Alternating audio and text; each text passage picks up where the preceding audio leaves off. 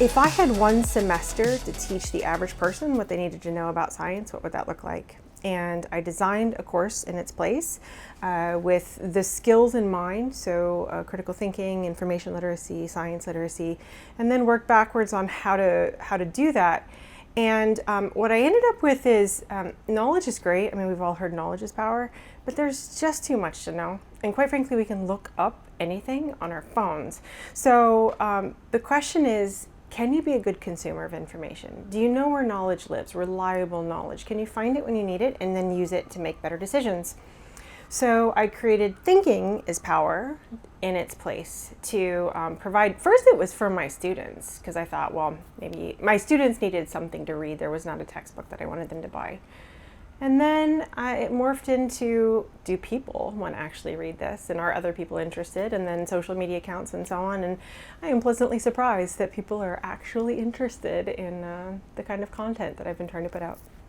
So with the website, Thinking is Power, what I've tried to do is recreate the foundations of my course. So if you go to thinkingispower.com, there's actually a foundation section, and it's broken into the broad sections of the course. It's funny, I always joke with my students that they're captive. So like for 4 months, they have to stay with me and follow me through the progression where I've broken down things and put them in a specific order to get them to where I want them to go. And the real world doesn't work like that. So in the real world, people come to me from different areas.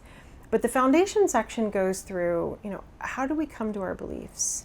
What is the evidence for our beliefs? Let's start to question those. What does skepticism look like? The limits of our perception and memory. What are the kinds of biases that might lead us astray?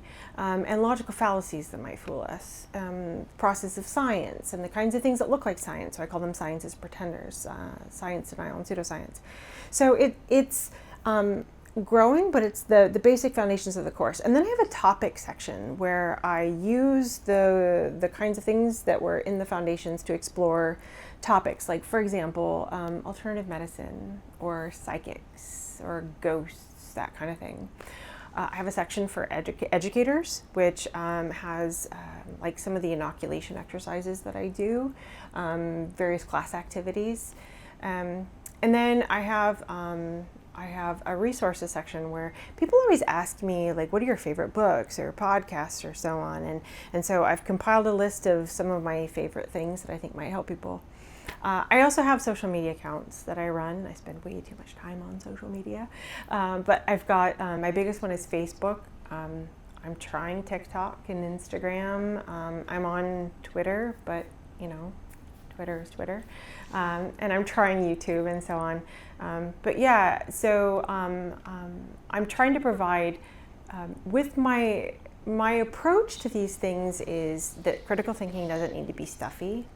It can be fun and lighthearted, so I tell jokes and I use colors and I've got comics and that kind of thing. And I make lots of shareable graphics for social media, like various memes that people can share.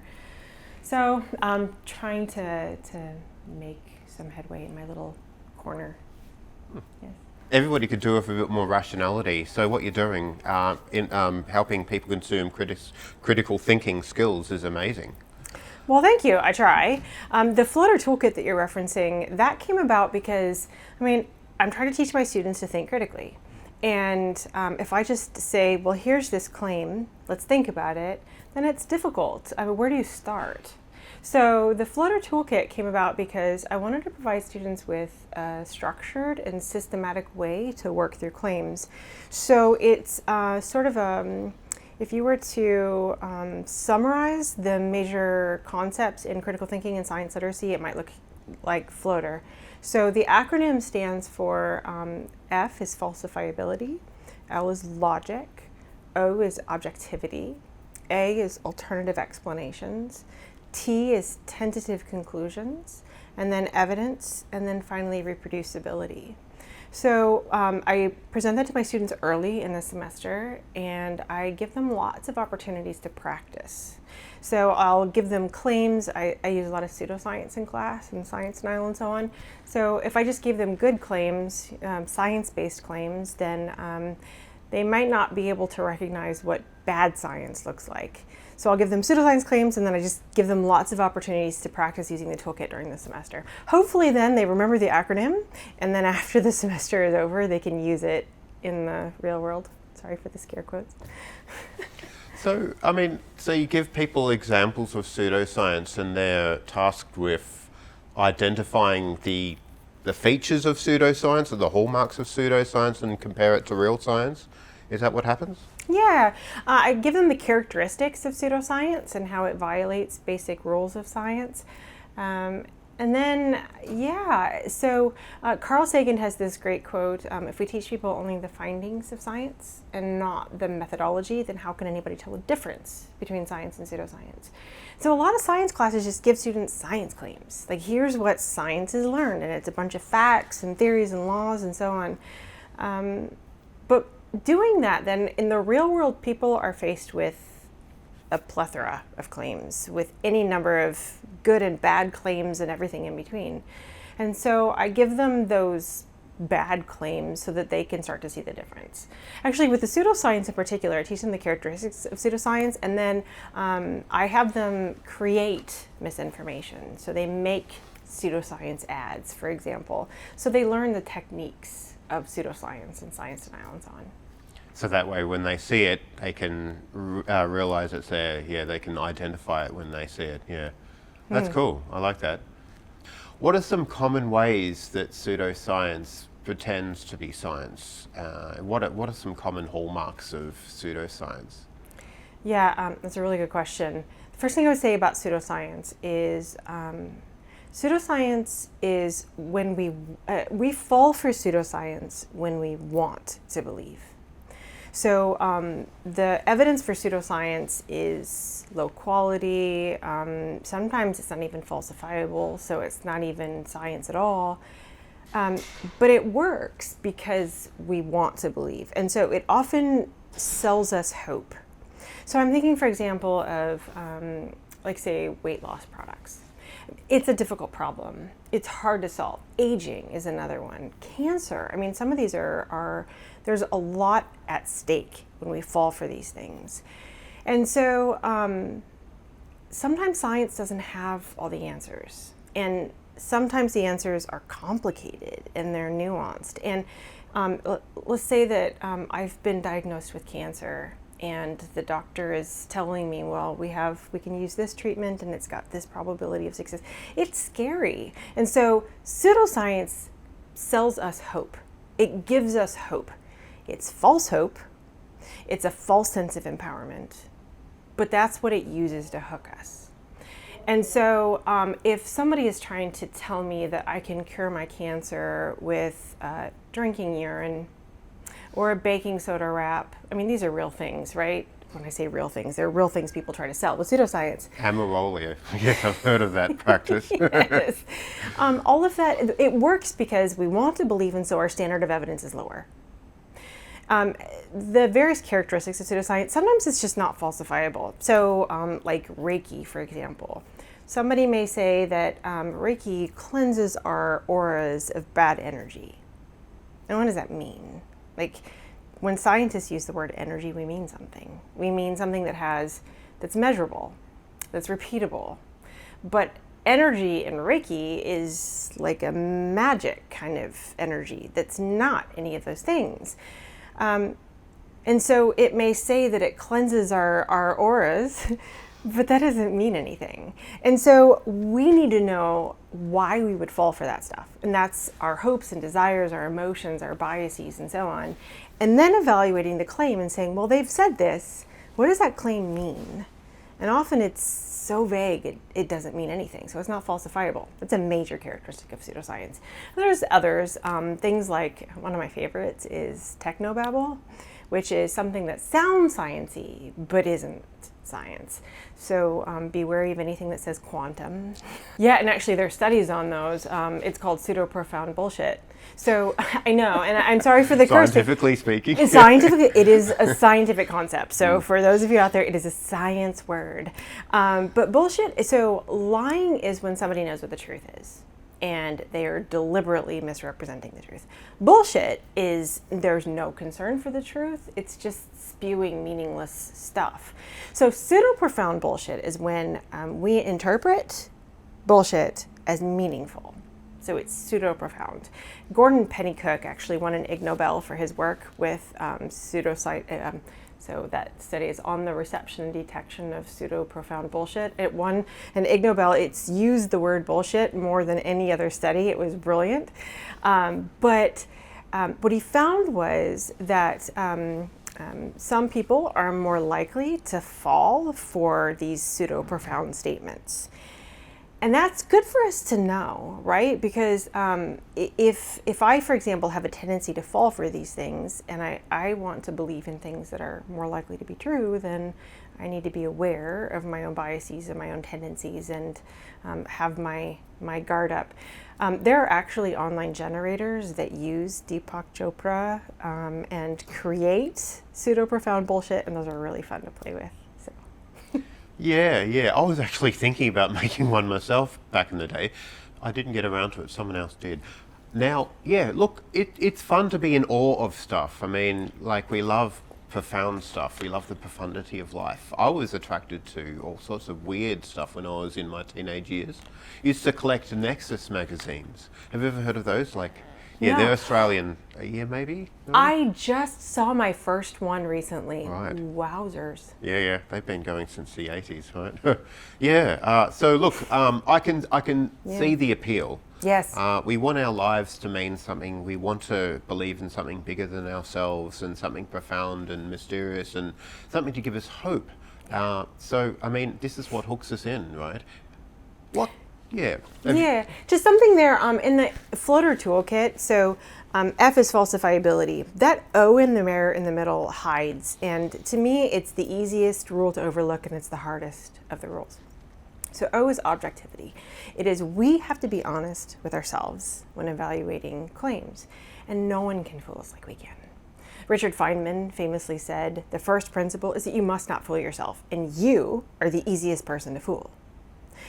So science denial and pseudoscience, we fall for those because we're not being honest with ourselves. Pseudoscience we want to believe. Science denial we don't want to believe. And our tendency to fall for these things are because of our own biases and our own emotions and identity needs and so on. And so when evaluating these claims, it is so important to be aware of your own thinking and your own biases and tendencies to fall for these kinds of woo. I ask my students early in the semester, when we start talking about claims and evaluating claims, do you want to believe in things that are true? And of course they all say yes. Well, yeah, I want to believe in things that are true. Okay, what if that means that something that you believe in, that you really feel strongly about, is not true, right? And then it becomes a completely different story. So the more emotionally attached we are to something, then the more likely we are to fall for something because we're not being honest with ourselves. Melanie, is there anything that you'd like to bring up which you once held close to your heart, which you later had to overturn and disregard based on evidence, based on new evidence or this objective criteria you spoke about? Yeah, that's such an interesting question. I get asked that a lot, and I've thought about it. And so there's a concept called change belief blindness, which is our tendency we do change our minds, but we often don't remember that we've changed our minds. We rewrite our memory into thinking that we always believe something.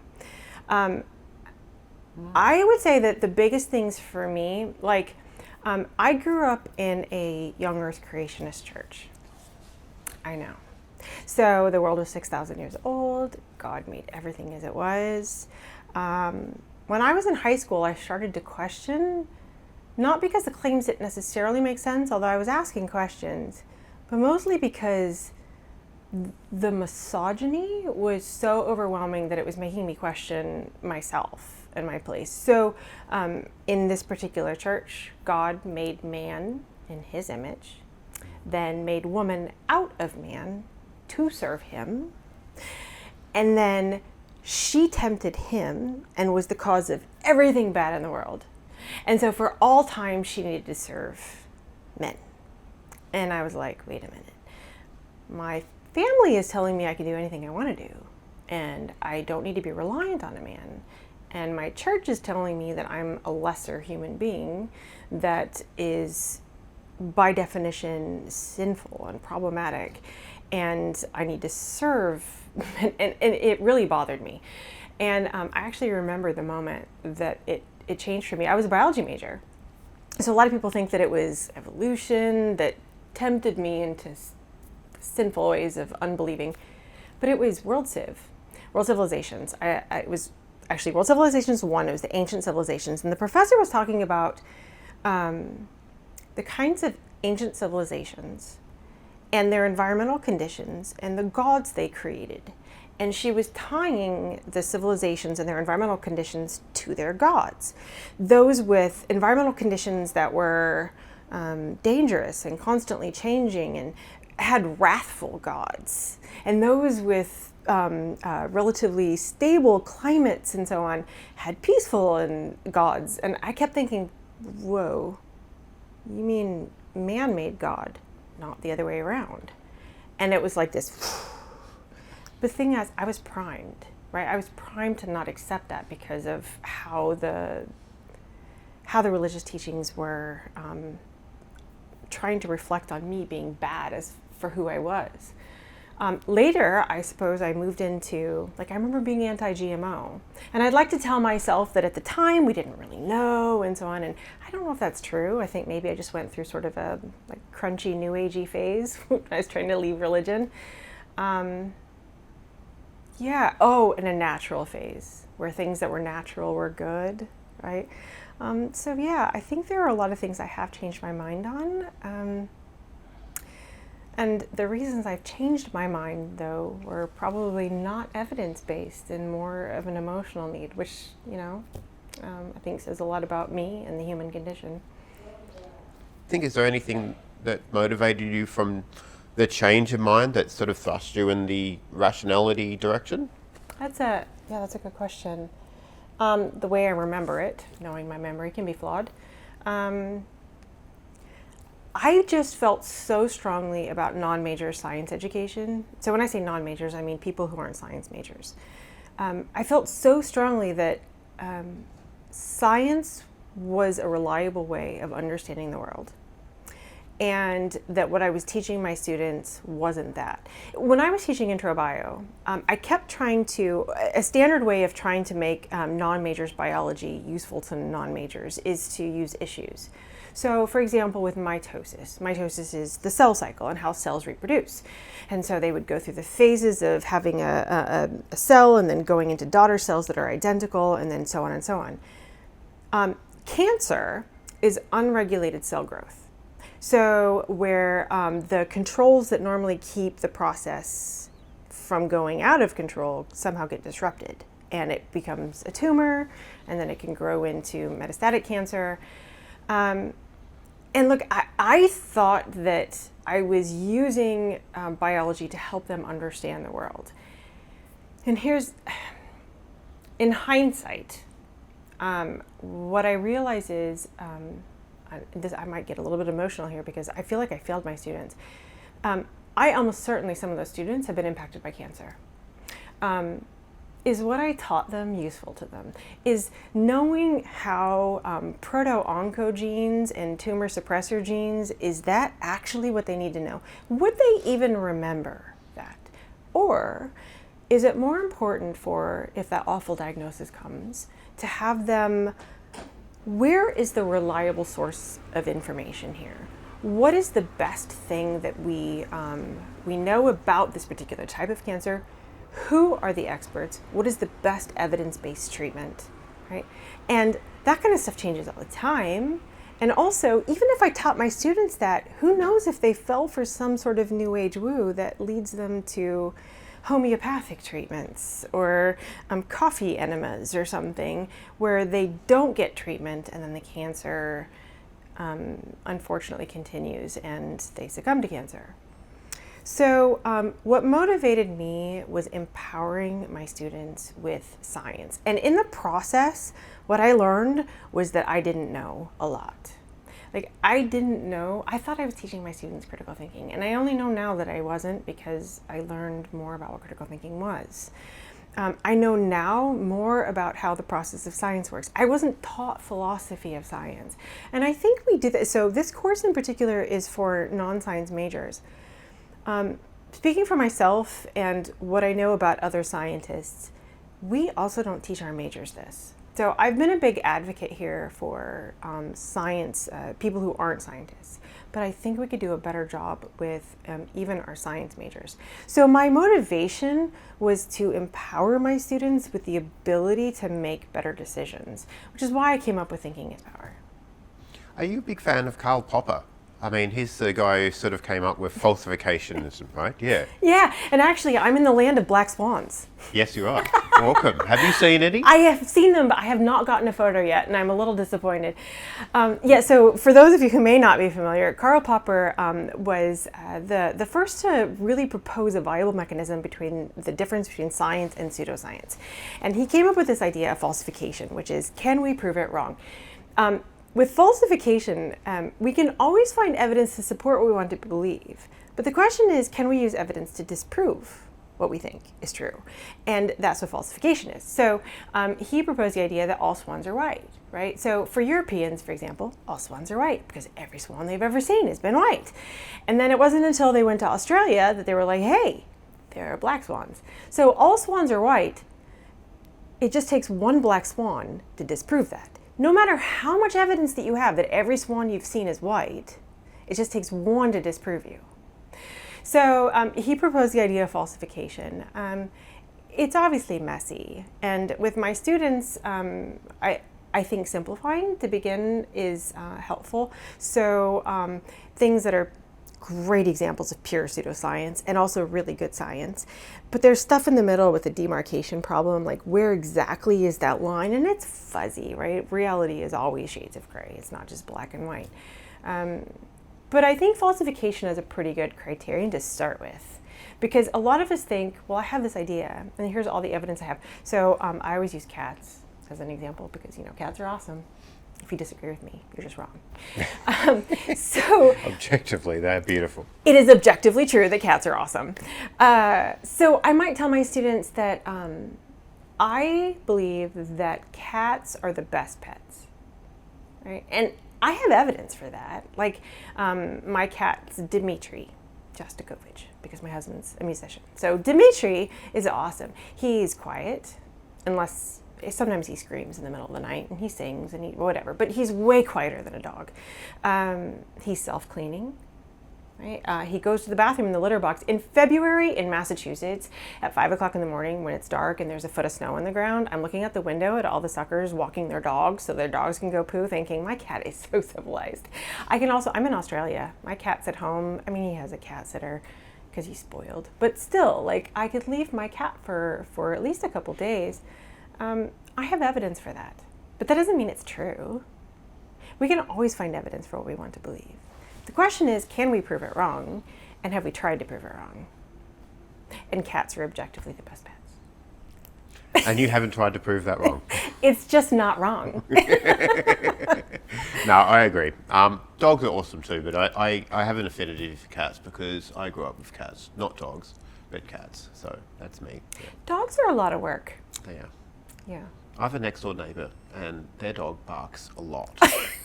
So I've got evidence to say that they're pretty hard to handle sometimes. See. That's my evidence. I don't know if I could sort of generalise that, but yes, my next door neighbour's dog is loud. You know what? Your evidence supports my belief that I'm right. Yeah, so we've got our little objective zone of truthfulness about cats right here. Exactly. So when I was about 5, my grandma was staying over. She's sleeping next to me. And I woke up to, I felt a fingernail going up my arm. And I opened my eyes and I saw this old woman. She had long, straggly white hair. I can still see her actually. And I won't sleep with my arms out of the covers today. Like I feel exposed if my arms are out. So I saw her And I went to yell to my grandma to help. And the old woman put her hand over my mouth.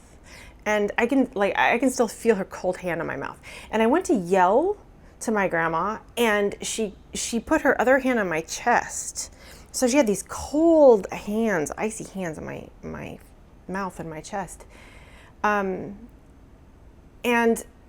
I couldn't tell my grandma what was happening. So I tell my students this story when we talk about our personal experiences. So I have found one of the most difficult and important parts of teaching critical thinking and science literacy is understanding the limits of our personal experiences to understand the world. A lot of us think that I know ghosts are real because I saw one, and I can honestly make that claim to you. Or I know that homeopathy works because I tried it and I felt better. And so we think that our personal experiences are the best way to know something. Like, show me and I'll believe you. But if we could trust our personal experiences, then we wouldn't need science. So science is a way of understanding the world, but we have to first understand how we can be misled. So what I'm describing there is actually called sleep paralysis. So I know this today. Sleep paralysis is when we're sleeping, we don't want to act out what's happening in our dreams because we could obviously do dangerous things. So in sleep paralysis, our brain wakes up, but the neurons to our body are still turned off. And our brain wants to understand what's happening, right? We're always looking for explanations for what's happening. So in this case, why can't I move? And throughout history, there's a famous painting, Fuseli, Henri Fuseli has The Nightmare, and it's this like demon on somebody's chest during the night. There's ghosts or aliens or murderers. There's any number of things that we use to explain what's happening. Now, in my case, looking back, I was 5, and the scariest thing my brain could think of to explain what was happening was the witch from Snow White and the Seven Dwarfs. She was terrifying. Like, even today, maybe it's because I saw her as a ghost when I was a kid. But yeah, I had a cartoon ghost. But I was trying to understand what was happening, and my brain was just jumping to conclusions. This is what I know, so this is what's happening. And our brain is primed that way. We're constantly using what we know to explain what's happening. If I lived in China, I'd probably have a different explanation, right? If I lived in a different time, I'd have a different explanation. But yeah, in that case, it was a cartoon ghost. But that story is such a great way to explain how our personal experiences can fool us.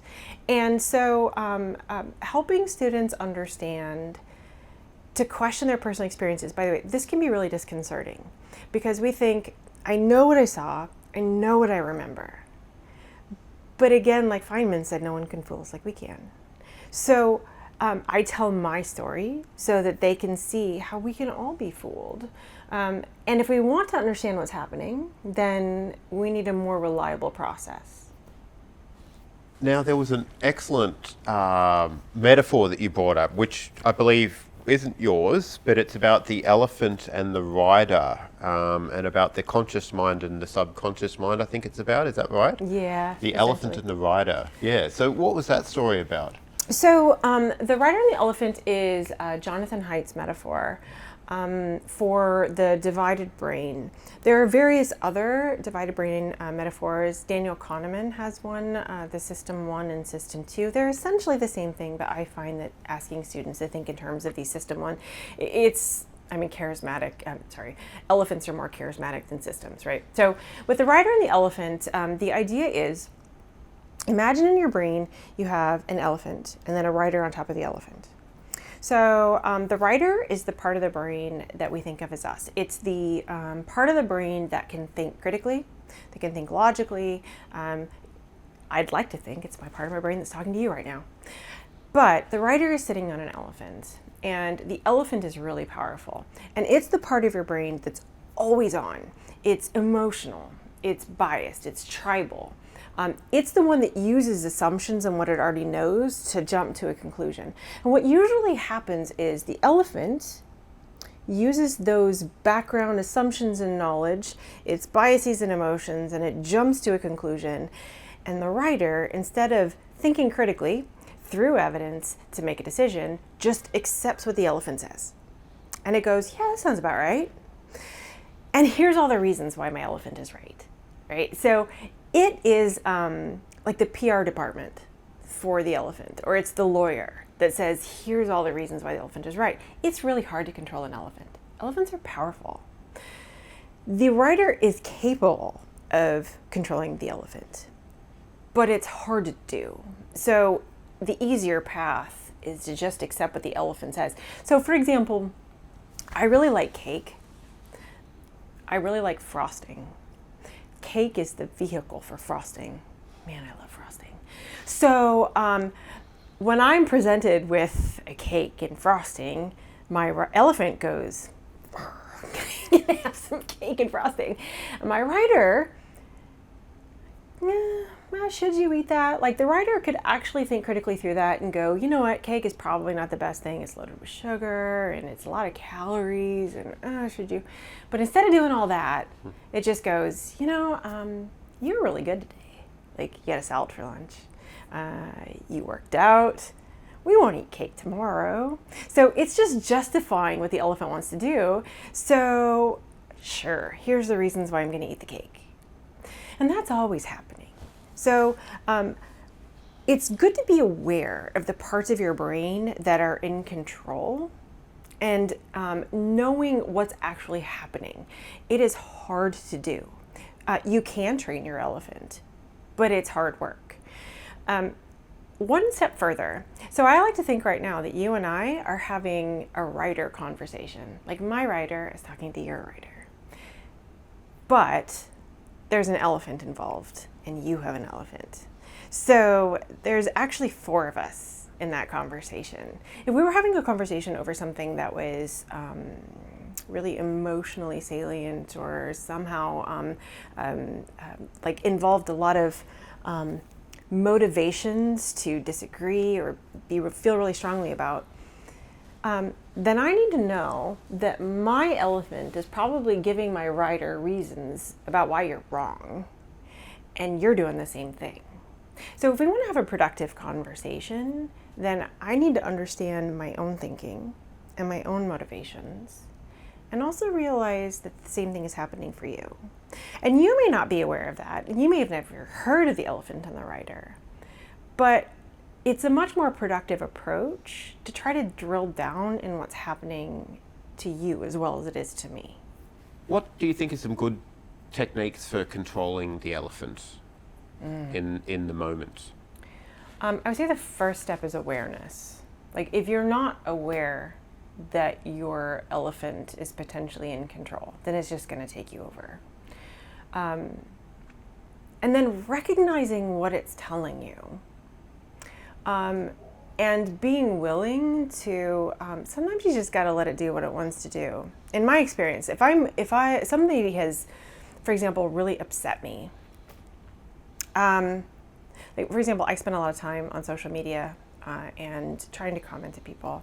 And sometimes people don't say the nicest things. So what I've noticed is, in the morning for me, it's easier to control my elephant.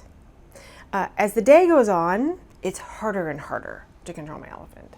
So by the end of the day, my filter is a bit lower. My willpower is certainly not as strong.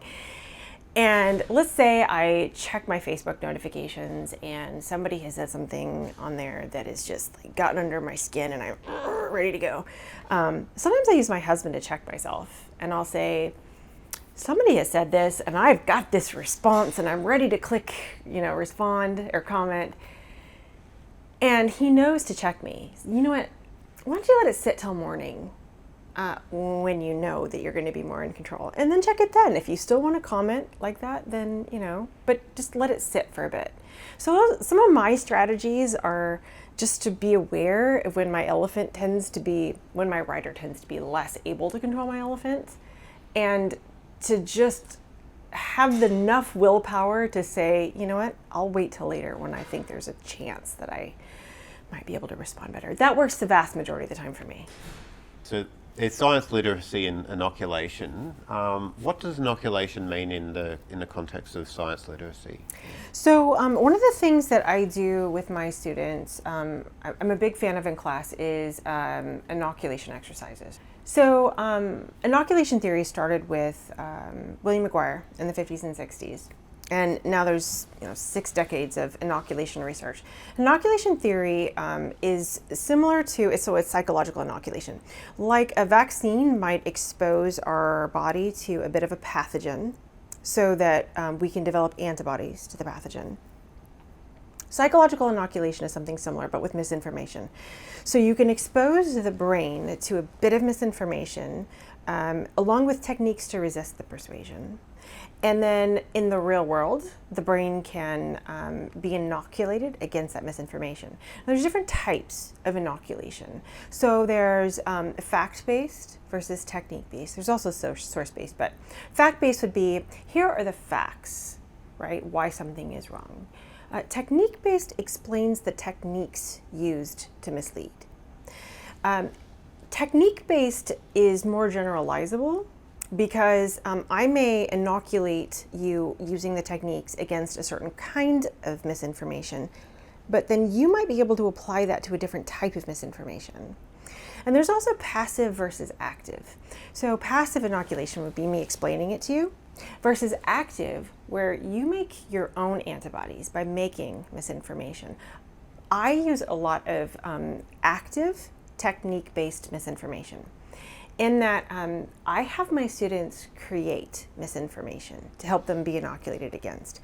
So for example, if I want to inoculate my students against conspiracy theories, I'll teach them how conspiracies work, the techniques of conspiratorial thinking, and then I'll have them make conspiracy theories. Have you heard of the birds aren't real conspiracy theory?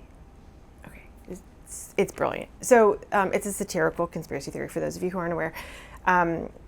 So this conspiracy holds that the United States government killed all the birds in the 60s and 70s and replaced them with spy drones. So, like you see birds sitting on power lines, right? They're charging up, right? That's how they recharge. Or when they poop on your car, they're tracking you.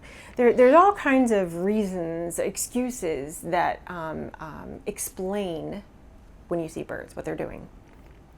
So obviously it's a joke. It's funny. And this is something else important. With misinformation in class, we use a lot of misinformation. I always start with non-triggering misinformation. Birds aren't real is funny. I don't start with the big pharma is withholding a natural cure to cancer. Right? I wouldn't start with that. We can work up to that, but I start with the funny stuff. Mm-hmm. So the thing with conspiracy theories is they work by they're immune to evidence, in that all evidence continues to support the conspiracy. They are unfalsifiable because of all of the excuses they make. So they're charging up. That's when you see them, right? That's an excuse for why I see birds. They're right there, right? Oh, but they're charging up. So missing evidence was covered up, or evidence that would disprove the conspiracy was planted. There's always an excuse. So with inoculation, I would teach my students how conspiracies work with those basic techniques, and I give them an example, and I say, okay, make your own conspiracy theory. So I may have them go to ChatGPT and type in make a satirical conspiracy theory, and I always use cats. So, like cats are trying to take over the world, something like that. And then they need to find evidence for the conspiracy. I don't care, as long as the conspiracy makes sense. And they'll say, well, do I need to find reliable information? I'm like, no, what conspiracy theorist uses reliable information? I don't care, as long as your conspiracy makes sense. But then the real power of the exercise comes when I put them with another group, because the other group is charged with disproving your conspiracy theory, but you have to maintain the conspiracy narrative in the face of the disproof. Whatever it is, make an excuse. And in this process, it's fun. They're laughing, so they're not defensive, but they're learning how conspiracies work. I'm inoculating them against conspiratorial thinking. So in the real world, they can see, well, that's just somebody making excuses. They're protecting this belief from falsification by not exposing their belief, not making their belief be evidence-based. So that's inoculation, active technique-based inoculation. I do a lot of these exercises in class, like I have them argue illogically, or I have them make pseudoscience ads, I'll have them make fad diets. Whatever it is, they use the techniques to make that type of misinformation, and I always like them to use humor.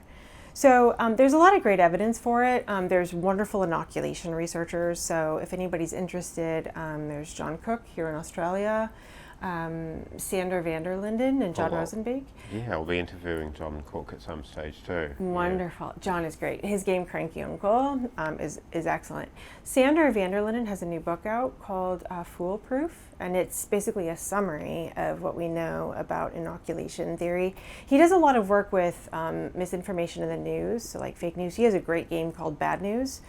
There's also Josh Compton in the United States. There's Stephen Lewandowski. But we've got decades of research into inoculation. So I think it's a great tool to help protect minds from misinformation.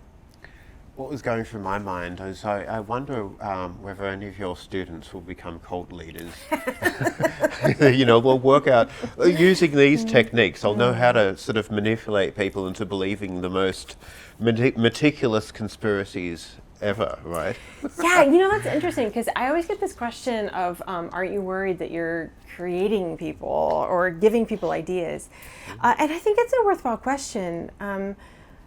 Throughout history, all of these charlatans that have fooled people have done so almost instinctively. Like, they didn't know necessarily about inoculation theory. They're just really good at fooling people. So the optimist in me keeps thinking, if we inoculate enough minds against it, then charlatans lose their power. And then we were talking about the longitudinal study on the efficacy of this inoculation. Yeah, it's an interesting question, and one that researchers, to my knowledge, are still working out. Inoculation does seem to lose some of its power over time. Actually, a lot of vaccines do as well. So the question is, do we need boosters? If we do, how strong are they? How often do we need boosters?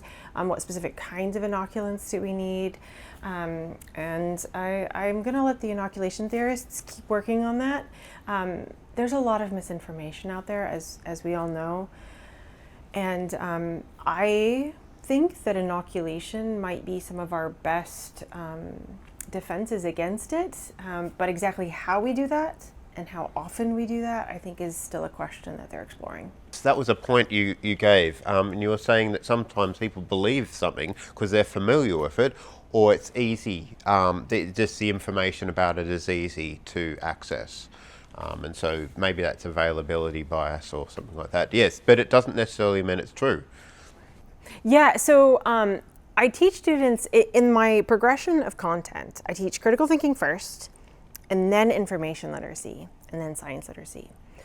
And with information literacy, the reason I put it after critical thinking is the reasons that we fall for misinformation are because of us. So if we want to be able to find good information and not fall for it, we have to know our own mental errors that might lead us to falling for those things. So there's 3 big reasons why we fall for misinformation. The first one is confirmation bias. If you think something might be true, then you're more likely to fall for it. Why would you question something? If it fits with how you see the world works, then yeah, it makes sense. The next one is appeals to our emotions. If it makes us mad or angry or outrage or fear, if it makes us laugh, it's why we fall for satire. It confirms our biases and it makes us laugh. So we go, oh yeah, that could be true. Anger and fear are really powerful, and propagandists use it for good reason. It's a great way to control us, because once we turn on that elephant and it starts rampaging, right, it's in control. And then if you're referring to the reiteration effect, or also known as the illusory truth effect, where our brain assumes that ease of processing means that it's true. If you're in an echo chamber where you're with like-minded people and news sources that are constantly feeding you the same information, then you're more likely to fall for that stuff. So knowing if you want to believe in what's true, then it's important to understand your own biases that might lead you to fall for misinformation. So I often joke that my audience are the normals. So on a bell curve, people over here don't need me, and people over here are probably not going to be convinced with my time and skill set. But the people in here are the movable middle. I'm mostly after those. But you ask a really good question, which is how are we going to potentially change someone's mind? So there's two resources I would strongly encourage people to look at. One is David McRaney has a book called How Minds Change. It's brilliant. And in it, he also references street epistemology. Anthony Magnabosco with street epistemology. They basically use the same techniques. So what I would say is ask them how confident they are in their belief. Now, somebody like that is going to be 100% confident in their belief, and that's part of the problem. We don't ever want to be that sure. Like, I'm a biologist, and I'm like 99.99999% sure that evolutionary theory is accurate, but there's still that slight chance I'm wrong. So we want to avoid those extremes. So assuming they're not 100%, what I would say next is not what are the reasons for why you believe what you believe. Why might you be wrong? Why aren't you more confident? Right? And that forces someone to come up with their own reasons for why they might be wrong. I can't change someone's mind. That's not how it works. It's not like I can take my reasoning and like put it into your brain and then get you to see things the way I see it. You have to do that work yourself.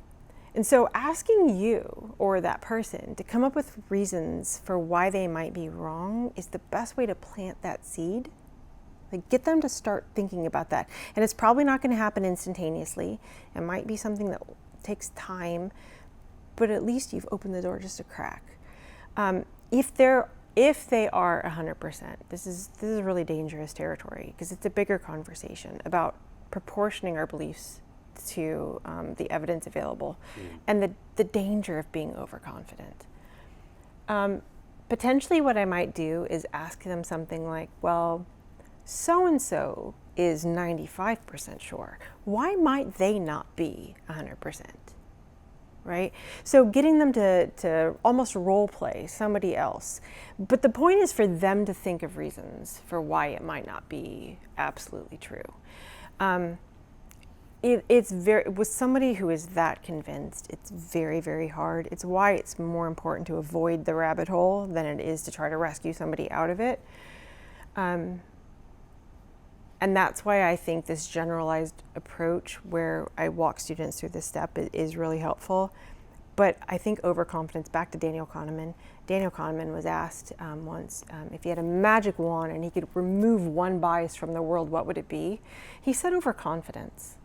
Because if we're overconfident, then we're not going to change our mind. I'm right.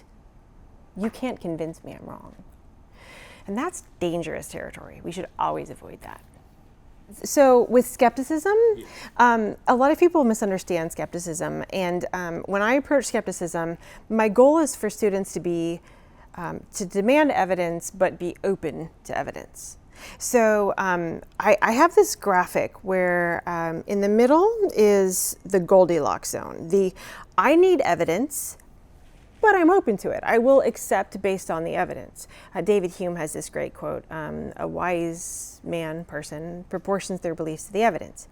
On one side of that graphic is gullibility. So that is I'm just gonna believe anything. And on the other side is denialism, where it doesn't matter what you say, I'm not gonna change my mind. So I have it like this linear, from one side to the other, but I actually think it's more like a horseshoe, where if we're a cynic in one area, or if we're a denialist in one area, we're probably gullible in another one. There's a reason we're accepting something without evidence. It's because we want to accept something, so we deny something else. But the goal is to be in that sweet spot where there are things we can know about the world. We want to be open to evidence. We want to be open to changing our mind. It's about being skeptical, but having a healthy level of skepticism.